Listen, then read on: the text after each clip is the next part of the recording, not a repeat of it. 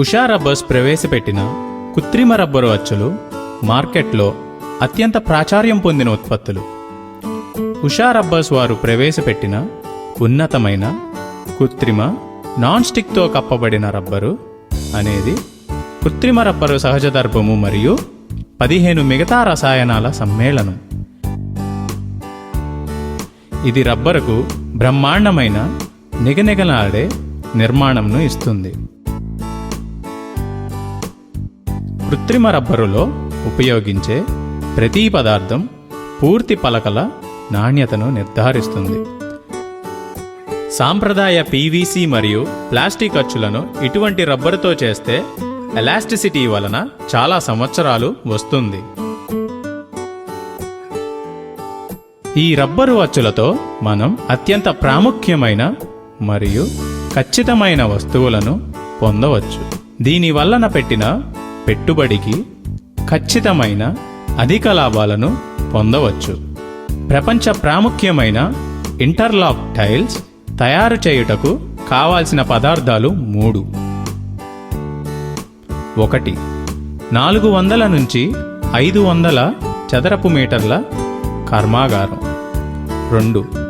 యంత్రాలు. 3. రబ్బరు అచ్చులు. రబ్బరు అచ్చులను ఎంచుకునేటప్పుడు జాగ్రత్తలు పాటించాలి. దీనికి కావలసిన మెషినరీ: 2 వైబ్రోఫోమింగ్ టేబుల్స్ ప్రక్కపక్కనే నేరుగా ఉంచవలెను.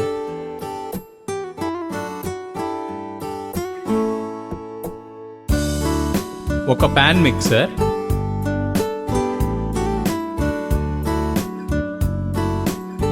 1 కాంక్రీట్ మిక్సర్ మాత్రమే. తయారీ విధానం: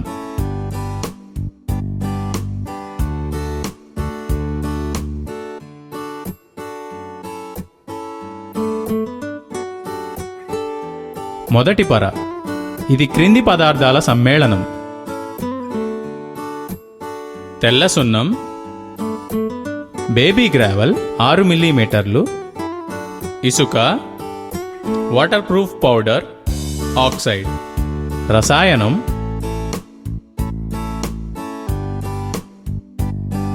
నీళ్లు. పై పదార్థాలలో నీటిని తప్ప మిగతా పదార్థాలను పాన్ మేకర్లో 20 నిమిషాల పాటు కలుపుతారు. దీనిని డ్రై మిక్సింగ్ అంటారు.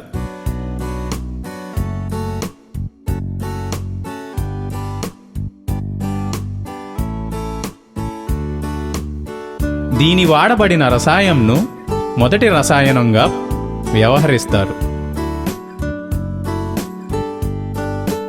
పై మిశ్రమాన్ని బాగా కలిపిన తర్వాత దీనికి నీటిని కలుపుతారు. ఇప్పుడు పాన్ మేకర్లో అన్ని పదార్థాలు అంటే red oxide, white cement, chips, water proof sand మరియు నీరు మరియు రసాయనాలు కప్పబడిన పాక్షిక ఘన పదార్థంలాగా ఉండే ముద్ద తయారవుతుంది. ఇప్పుడు రెండవ పొర. దీనిలోని పదార్థాలు: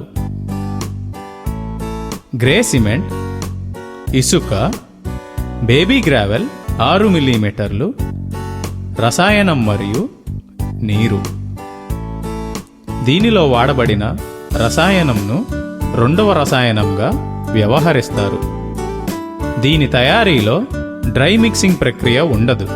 చిప్స్, ఇసుక, గ్రే సిమెంట్ మరియు నీటికి కలిపిన మిశ్రమాన్ని కంకర మిశ్రమంలో పోయవలెను. ఈ మిశ్రమాన్ని కొద్దిసేపు కలుపుతారు.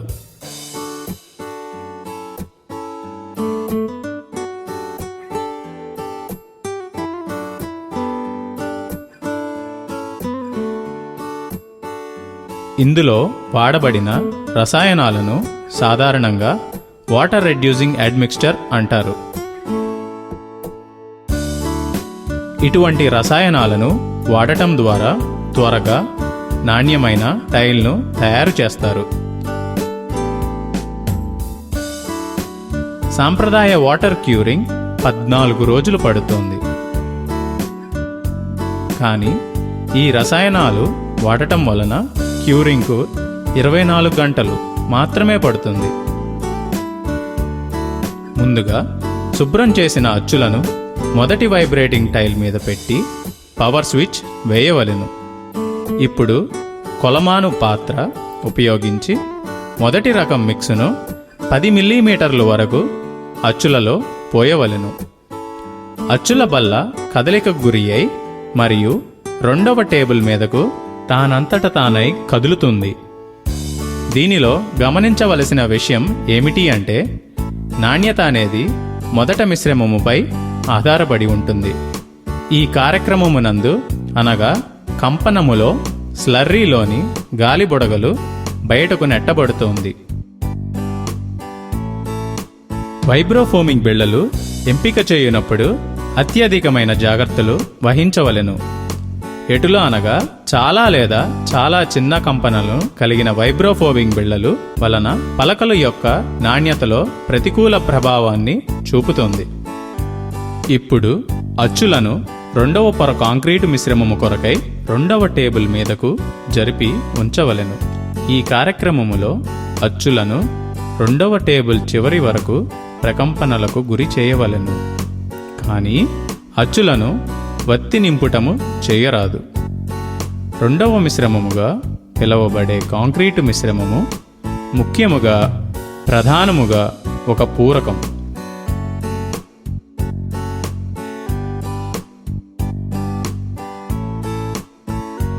ఈ మిశ్రమము టైల్స్కు గట్టితనాన్ని పెంచడానికి దోహదపడుతోంది. రెండవ మిశ్రమం యొక్క నాణ్యత మరియు మందము పెంచడం వలన బరువును తట్టుకునే సామర్థ్యం పెరుగుతోంది.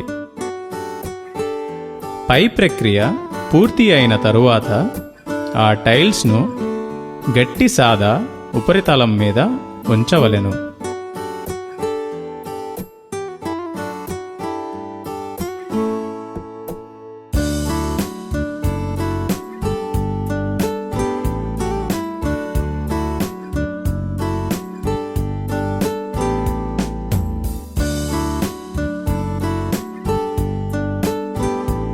సాధారణంగా వాటర్ రెసిస్టెంట్ మెరైన్ ప్లైవుడ్ మరియు వాటిని ఒకదాని మీద ఒకటి ఉంచుతూ మధ్యలో సపరేటర్లను ఉంచవలెను. సాధారణంగా ప్లాస్టిక్ బుష్లను వాడతారు. వాటిని 2 బోర్డుల మధ్య ఉంచటం వలన రబ్బరు అచ్చుల మీద లోడ్ తగ్గుతోంది మరియు ఈ విధముగా 24 గంటల సమయం ఉంచవలెను. ఈ ప్లాస్టిక్ బుష్లు లేక స్పేసర్ ఉపయోగం ఏమనగా అచ్చులను వ్యాకోచించకుండా కాపాడి ఎక్కువ కాలం విడుదలకు ఉపయోగపడుతుంది. మరియు ఇప్పుడు ఇది డీమాల్డ్ సమయం అయ్యింది.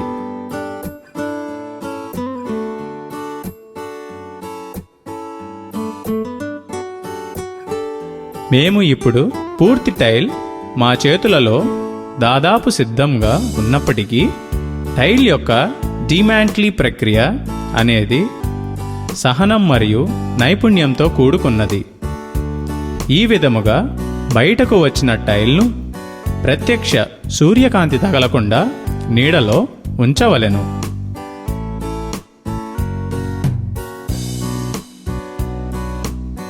కలపబడిన రసాయనాల వలన నీరు పూర్తిగా ఆవిరైపోతోంది.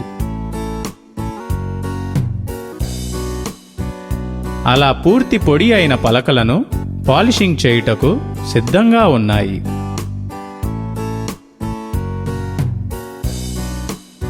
యాక్రైలిక్ లక్కను పాలిషింగ్ చేయుటకు ఉపయోగిస్తారు మరియు కేవలం 30 సెకండ్లలో టైల్స్ ఉపయోగించడానికి సిద్ధంగా ఉంటాయి. ప్రక్రియ కోసం ఇది ఒక చక్రం. ఒకటి చాలా వచ్చే అచ్చులను తిరిగి ఉపయోగించటానికి సమాయత్తమవుతుంది. అచ్చు శుభ్రం చేయటానికి 1:10 నిష్పత్తులతో నీరు మరియు సబ్బు చమురు ఉపయోగిస్తారు. అచ్చులను ఈ విధంగా తయారు చేయబడిన సబ్బు చమురుల్లో ముంచి నానబెట్టిన కాటన్ వేస్ట్లో దీనికున్న ఘన మరియు వ్యర్థ పదార్థాలను తుడవవలెను.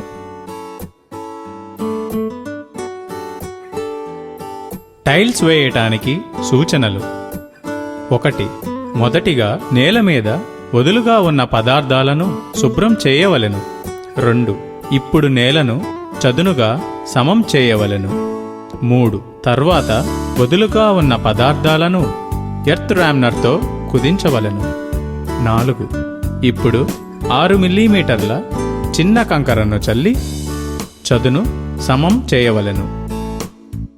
5.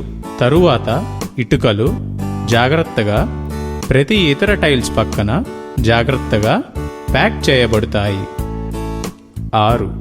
అత్యంత సిఫార్సు ఏమనగా కేవలం ఒకే దశలో పలకలు వేయవలెను. ఈ చిన్న సమర్థవంతమైన చిట్కాలు మీరు ఖచ్చితమైన అంతరాన్ని మరియు ఆశించదగిన ముగింపు ఇచ్చేటట్లు చేస్తుంది. ఇప్పుడు ఆశ్చర్యకరమైన విషయం ఏమిటంటే ఇటీవలి కాలంలో వేల గృహాలు ఉషాతో తయారు చేయబడిన నాణ్యమైన స్థిరత్వం కలిగిన ఇంటర్లాకింగ్ టైల్స్తో నిర్మించబడుతున్నాయి.